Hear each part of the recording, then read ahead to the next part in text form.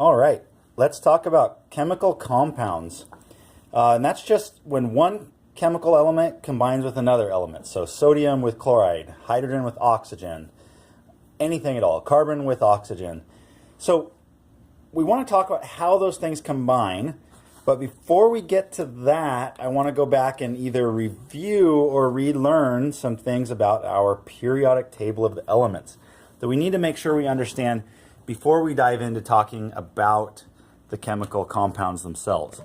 So these are all the elements that we know of. You can see on this periodic table, which I'll hand out in class, all 118 known elements are listed with their chemical symbols. So first of all, I want to point out this little stair-steppy line over here. I'm going to redraw that for you in green. So this is a dividing line between two different types of elements. We call the ones on this side of that line, we call these over here metals. Metals. And we call these ones on this side, on the right-hand side, non-metals. And so this has to do with the fundamental sort of property. These ones are trying to generally get more electrons when they form compounds, and these ones over here are generally trying to lose electrons when they're in compounds. And it's not actually that they want to lose them. They want their electrons too. It's just that these guys want the electrons so much more that these ones end up losing electrons to those ones when the two bond. These have a strong affinity. They're trying to get electrons very strongly. These ones have a very weak affinity for their outer electrons, so they can get stolen by things. So the next thing is the periodic table. We've talked about how the columns represent properties, but they also represent something about the electronic structure, where the electrons are at within an atom. So you might remember, hopefully you remember from a previous class, that electrons in an atom actually build up in shells. So if we were to take a look at this chlorine atom that we've been talking about a bunch here, right here, it has 17 protons, and so a neutral chlorine atom would also have 17 electrons. But where are those electrons at? Well, in the chlorine atom, the 17 protons, of course, are in the nucleus of the atom. But then there are 2 electrons in their first shell around that nucleus. There are 8 electrons in the next shell around the nucleus, a little bit further away from the nucleus on average. And then there are just 7 electrons in the final shell to get to the total of 17 electrons to make a neutral element. And this really gets to one of the fundamental things that we talk about in chemistry, is this idea of the Octet Rule. Because of a number of factors, atoms want to get to 8 electrons in their outer shell. So since this one right now only has 7 electrons, then it's going to want to bond with something or steal something else's electron or do something to try to add 1 extra electron into their outer shell. So if you can think about this here, if this has 17 protons, 2 electrons, 8 electrons, 17 electrons, and then adds 1 extra electron, that'll be 17 protons and 18 electrons. So if it's able to get that extra electron, then it would have an extra 1 electron, which is a negative charge, which means it would want to be that chlorine negative that we talked about on the previous video. So you can actually apply this concept across the periodic table, and the entire column would act just like chlorine does there. So if possible, chlorine would like to gain 1 electron and become a negative 1 charge. And this entire column will act like that.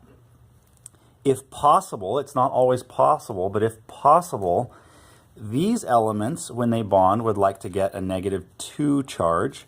These elements would like to get a negative 3 charge. If we come over here, these elements are going to end up actually losing an electron to get a positive 1 charge. So we'll look at sodium to see how that would happen.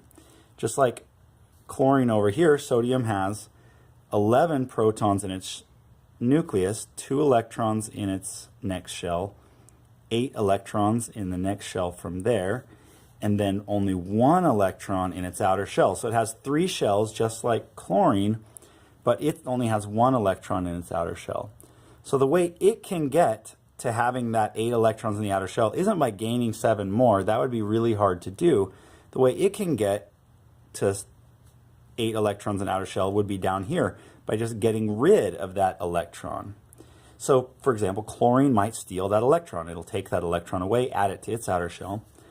Well, when sodium loses that extra electron, it now has 11 protons and only 10 electrons.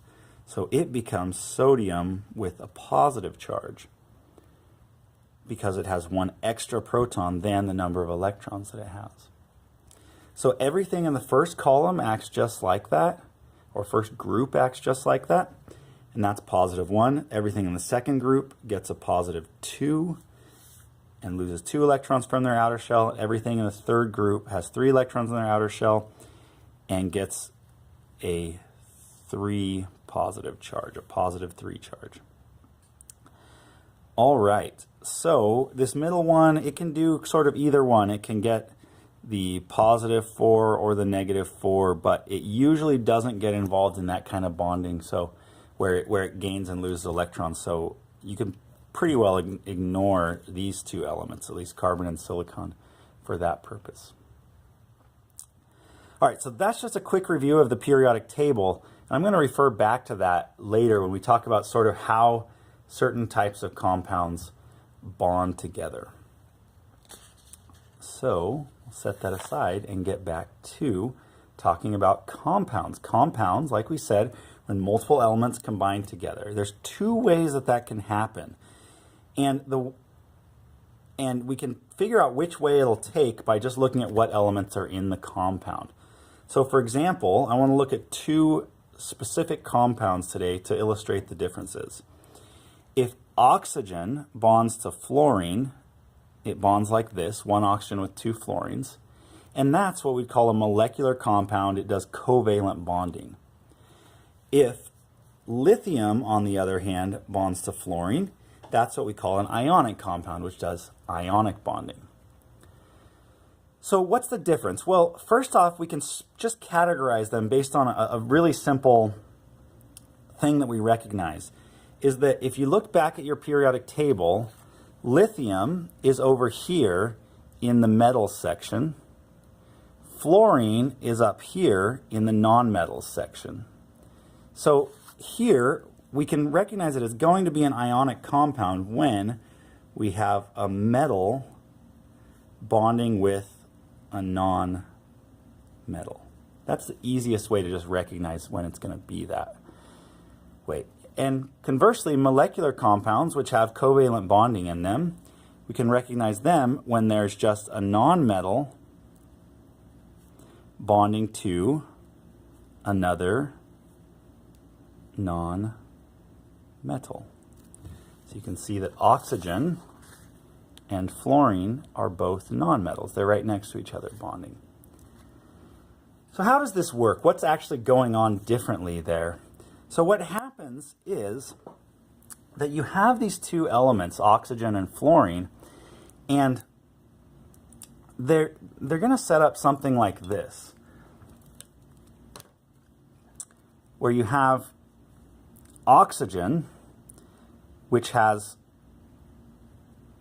I'm going to skip drawing all the electrons in it really quickly here, and we're just going to draw the number of valence shell electrons. So in oxygen's outer shell, like everything in this column, it has 6 outer shell electrons. Fluorine in its outer shell has 7 outer shell electrons. That's the number, the column that it's in actually dictates that number, just like we saw in the previous example. 5 electrons in this column, 4 electrons in the outer shell of this column, 3 electrons in the outer shell of this column. Over here, 2 electrons in the outer shell of this column, and 1 electron in the outer shell of that column, just like we saw. So oxygen has 6 electrons in their outer shell, and fluorine has 7 electrons in an outer shell. We sometimes represent electrons with dots. So oxygen has 6 electrons in their outer shell. 1, 2, 3, 4, 5, 6. And it doesn't really matter where you're drawing those right now. Just put them wherever you want. We'll actually, much later chapter in the text, we'll talk about conventions for drawing elements, and we'll have plenty of time to discuss it then. So the oxygen has 6. The fluorine had the 7 electrons in its outer shell, just like chlorine. Remember, fluorine and chlorine are in the same column, so they have the same number of electrons in their outer shell. They like to form the same charges when they get to form charges. So here's the thing. Fluorine has the 7 electrons in its outer shell. And the other fluorine, there's 2 fluorines, also has 7 electrons in its outer shell. So when these are trying to bond together, fluorine would love to steal 1 extra electron. But so would this fluorine. It would love to steal 1 extra electron. And this oxygen wants to steal 2 extra electrons to get to 8.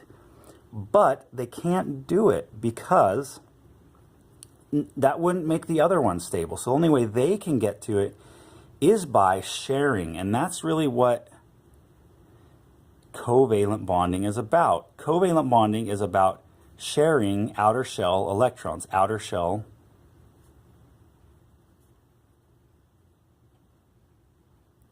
as a way to get to essentially 8 electrons around you. And we have this special word for outer shell. We call it valence. You might remember from your previous class, that's the outer shell electrons, or valence electrons. So essentially, these elements are just going to move so close together that the fluorines, and I'm going to redraw the fluorines in red here. The fluorines are going to have their electrons here. This fluorine is. Then the oxygen is going to be right next to it. It's going to have its 6 electrons here. Then this other fluorine is going to be down here. And it's going to have its 1, 2, 3, 4, 5, 6, 7 electrons. And then no electrons were gained or stolen or anything like that. But we can see that now it looks as if each element has 8 electrons around it. 2, 4, 6, 8, 2, 4, 6, 8, 2, 4, 6, 8. No matter how you slice it, each element looks like it has 8 electrons around it. But no element gained or lost any electrons. They just moved close together, bonded by sharing those outer shell electrons. And that really is the heart of what covalent bonding is, which builds molecular compounds. So that's really all you need to know about molecular compounds for right now. What we want to actually spend a little more time talking about is ionic compounds over here.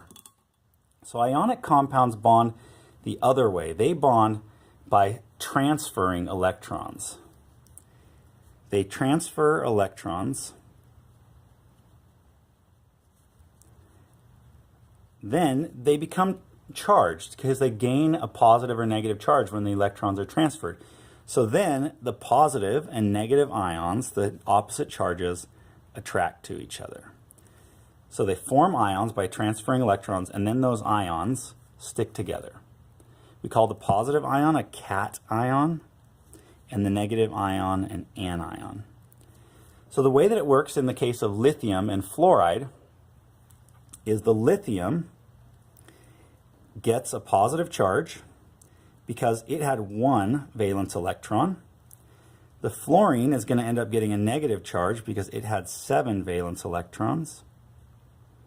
So if we look at it here, 1, 2, 3, 4, 5, 6, 7, 1, what's going to happen is that electron on the lithium is going to just get transferred over to the fluorine. But because the lithium lost its electron, it now becomes a positively charged lithium. The fluorine gained an electron, it becomes a negatively charged fluorine, and then because they're a positive and negative charge, they just stick together to make lithium positive, fluorine negative. Like that, stuck together by charges. And one distinction here that you just want to have a special note about is a lot of times they don't stick 1 and 1. They could stick 1 and 1. But a lot of times they stick together with millions. There's just a positive, a negative, another positive lithium, another negative fluorine, another positive lithium, another negative fluorine, and they just keep lumping together over and over and over again.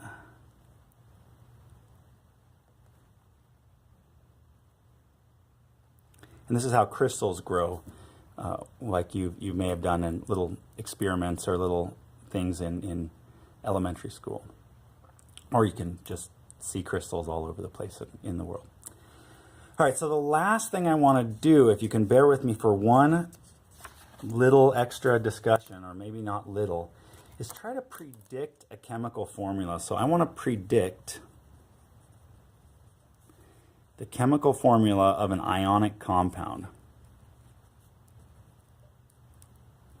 And I want to predict the chemical formula of a specific ionic compound with aluminum and combining with oxygen. So the first thing to do to figure out what this chemical formula could be is to figure out whether these are ionic or covalent or molecular compounds. So we have to do that, we have to decide if each one is a metal or a non-metal. So get back to our periodic table. Aluminum is right here. So it's on the left side of the line, so we're going to call that a metal. And oxygen is right here. It's on the right-hand side. We're going to call that a non-metal. So because it's a metal and a non-metal, together they make what we call an ionic compound. Remember that the ionic compound is positive and negative charges attracting to each other. So we have to determine what the next thing to do once we've determined that it's an ionic compound. That was step one. Step two would be to go through and figure out what are the charges then, because we have to know what ions are attracting to each other. So for that, it's really relatively simple. We just go to the periodic table and say, well, when they get to form ions, when they're going to form an ionic compound, oxygen is going to get the charge that its column gets. Everything in this column gets that charge when it gets to form an ion.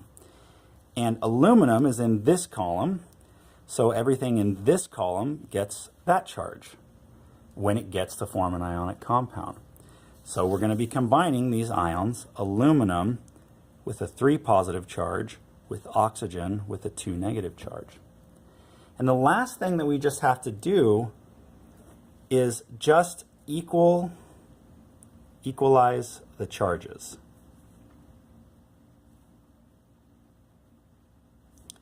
To make a neutral compound. So that's relatively straightforward. If you have an aluminum 3 plus and an oxygen 2 negative, they do not right now add up to 0, right? 3 positive is more than 2 negative. So if you have a second one, add a second one, just fiddle with it. Did that make it add up to 0? No, no. Does another aluminum make it add up to 0? No, because that's 3 positives and 3 positives, that's 6 positives with only 4 negatives, so that doesn't work. But now if we add a third oxygen, that's 2, 4, 6 negatives with 3, 6 positives.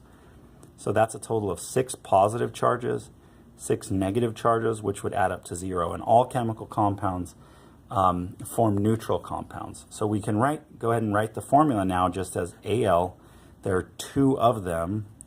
With O, there are 1, 2, 3 of them. And that's the numbers that go down here. Remember, charges go up here to the upper right.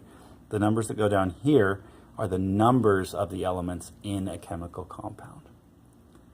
And there you have it. There's some more information to learn. We'll get to that later. Thank you.